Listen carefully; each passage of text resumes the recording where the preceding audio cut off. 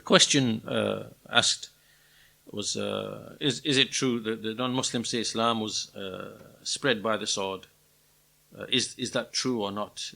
I mean, it's true and false at the same time. Because, first of all, in Islam there is conquest. Without a doubt, there is conquest. We don't deny it. And there's nothing strange in saying this, because this is just the nature of empire and civilization. Right? The whole of history is empires, civilizations coming and going, fighting, war. This is just a matter of fact and reality.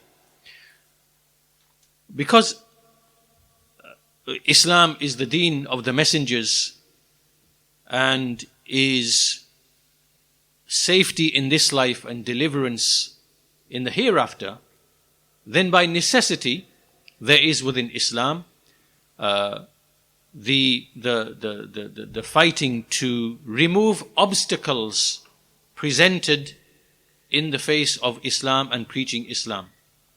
Right? So within Islam it is legislated to fight in order to remove all the obstacles which are placed in front of the people hearing the message of Islam, and to remove those obstacles with physical force where that is necessary. So certainly that is one of the ways that Islam clearly spread.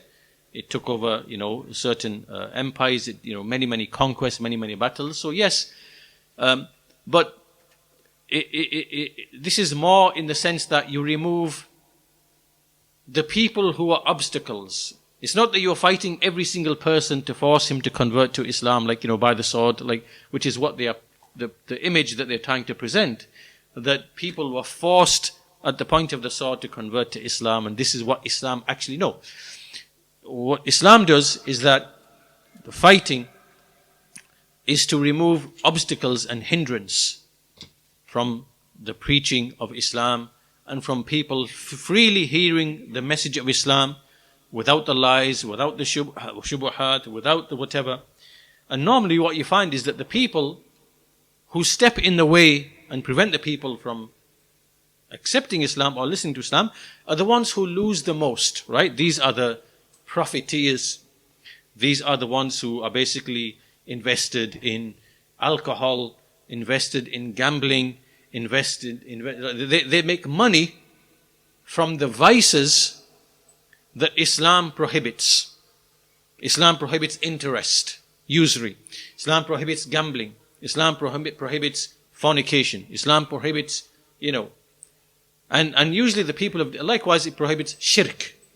Right? So you find amongst the people of disbelief that they have religions which are oppressive, right? Where, the religion itself is just a lie in order to embezzle wealth from the people. Like you see evangelical Christians, for example, making millions and millions from gullible, brainwashed, Christians. And they make millions of them, they fly in the jets. And so it's like a religion where people are being, misled, misguided, and embezzled. This is the nature of false religion. And so when Islam comes and it demolishes all of these superstitions, falsehood, and the manipulation of basic human sentiments. So clearly there's going to be enemies. There's going to be enemies who are going to stand in the way. And they do not want the people to be freed and liberated from these shackles, from these clutches. So these are the people now who stand in the way. They don't want the message to be heard. They might do it either physically they might do it with physical force, or they might do it by way of lies, by way of propaganda, which we see nowadays, like we see through media and, publications and whatever. So they have different ways of standing between people and Islam, standing between people and paradise, standing between people and drawing them and calling them to the hellfire. So the Sharia has legislated fighting to remove these obstacles and to allow people to freely hear the message. And no doubt Islam did spread by conquest, of course it did. But overwhelmingly, most of the people who actually became Muslim They didn't become Muslim by being forced at the point of the sword to become a Muslim. This is actually recognized by all the well-known, credible historians that, it was through trade, for example. It was through treaties, for example, Muslim rulers having treaties with other nations, opening up trade, interactions that they had with each other. Even during the Crusades, for example, yes, fighting did take place, but then many of the Christians saw the difference between the Muslims and their fellow Christians. And when they realized that they were being robbed and looted by their fellow Christians and left to be slaughtered, and the Muslims actually had sympathy for them, even though they were the enemies that they were fighting against, large numbers became Muslim. Right? This is established and written in the history books, that many, many people became Muslim by seeing the manners of the Muslims, the honesty in trade dealings, the fact that they keep themselves pure and wash themselves daily and pray devoutly in the mosque. They're like looking at all of this in wonderment and amazement and thinking, well, what have we got? We've got corrupt priests.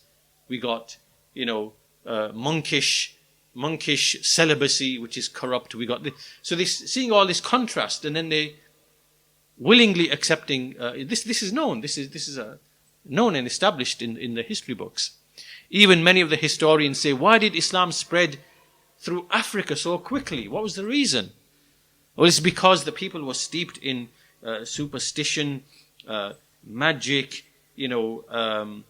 all sorts of kind of like, backward evil. And Islam came and swept all of that, swept it all away like this. So this is known and recognized. So the answer, like briefly, is yes, there was conquest. Muslims did fight. Yes, Muslims are ordered to, take Islam to other people. I mean, at the end of the day, if you're going to fight in order to spread usury, your central bank, to loot the people, if you're going to fight in order to spread filth, like they do these days, like going to Africa and saying, we know you need millions for your infrastructure, for the water. We're not going to give that to you. But if you teach LGBT and teach homosexuality, then we'll give you some debt relief. All right. So you want them to teach LGBT so you can give them some debt relief from the IMF, but you don't want to give them money to have clean water, clothing, clean infrastructure to get rid of the disease. You don't want to do that, right? So you're willing even to do coups and assassinations and even engage in wars for the purpose of spreading this stuff. So if you can do that, what's the issue with Islam doing the same thing to abolish usury? Right? No interest. Which pulls the rug from under your power, and to spread family values, and to spread honesty, chastity, and trust, and all the traits and qualities that that make a society healthy, and to function well, and to liberate man from enslavement. Well, what's wrong with that? If you can fight for that and to bomb nations back to the Stone Ages, and kill millions, and to go across the whole world to do that, what's your issue with Islam getting rid of usury from nations, getting rid of fornication from nations, getting rid of oppressive trade practices from nations, and making every person to be free? What's wrong with that? There's So I think that Shubha, what they do is there's two issues here. One is that there's some Orientalists, and they try to push this thing where they say, oh, Islam was not spread by the sword. And what they want the people to think is that there's no such thing as conquest. But that's not true. There actually is. Right, there is. And on the other side, there's some people who want to say that Islam was spread just by conquest, at the point of the sword, to force people to convert. But that's not true. Ibn al-Qayyim, rahimahullah, he mentions in, I think, Zad al-Ma'ad, that even the Messenger of Allah himself, he never ever forced a single person against his will to accept Islam. And whenever he fought, it's because the mushrikeen, the kuffar, they brought the battle to him. So he fought against them. But he never converted a single person to accept Islam. As Ibn al-Qayyim says that. So, in other words, our position is like, it's neither this nor that. We're not saying that Islam is there to, force convert the whole world, because guidance is in the hand of Allah. We just convey the message, and if there's any hindrance that comes in the way, then fighting is legislated to remove that hindrance. Right?